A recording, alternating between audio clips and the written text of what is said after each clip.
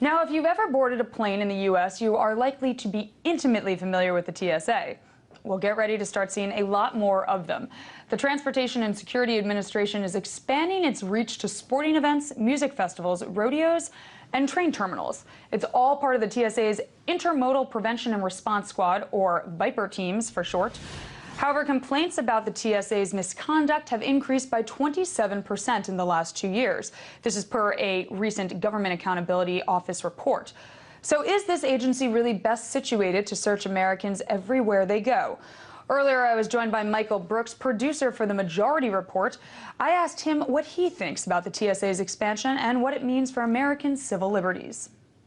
Well, I think, again, there's this sort of inch forward in a number of different areas when it comes to national security, surveillance, and kind of conflating different functions together. So I think it's not great for American civil liberties, and we already see that. We already see in certain places that this squad has been deployed, people being randomly searched, and that's led to arrests for relatively minor crimes, certainly nothing on the scale of terrorism.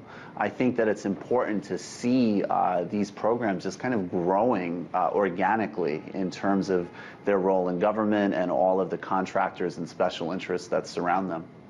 Now, do you believe this expanded TSA presence is actually needed? Could it possibly be a good thing and an important measure, like in the effort to keep us safe overall?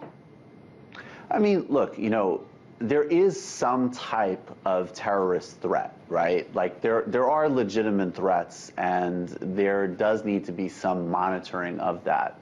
But again, what is the TSA even trained to do? We don't know that these people are trained to respond in the types of situations they're being put into. We know them from their kind of role in the airport, and now they're being unleashed in all these different types of situations. So I think even if there is some need for some types of monitoring in these public events or in trains, again, why this specific agency and why are they being deployed as they're being deployed? It just doesn't make very much sense.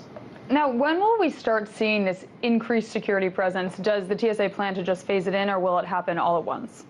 Well, it's already being phased in, and we see it on different train stations and Amtrak stations across the country.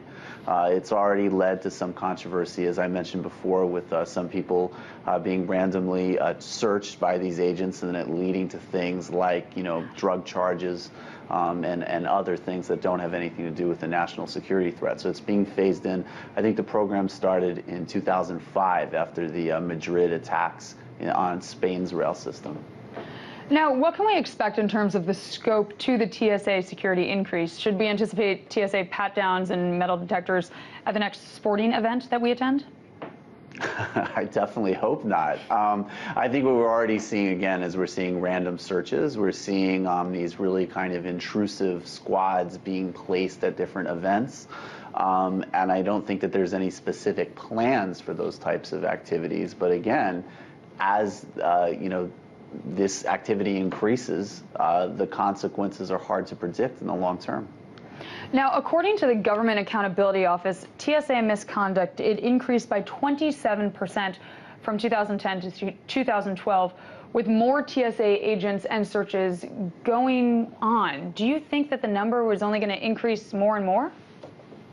That could be the case. Obviously, some of those reports of misconduct are things like being late or not showing up for work.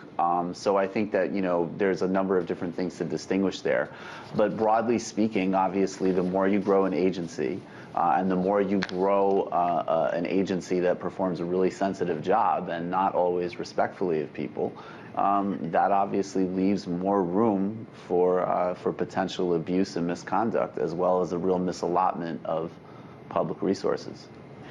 Now, is it fair to say that these TSA agents, they are properly trained, right? We know we had another guest on before who was saying that their training is equal to that of a parking garage attendant. Would you say there's any truth to that?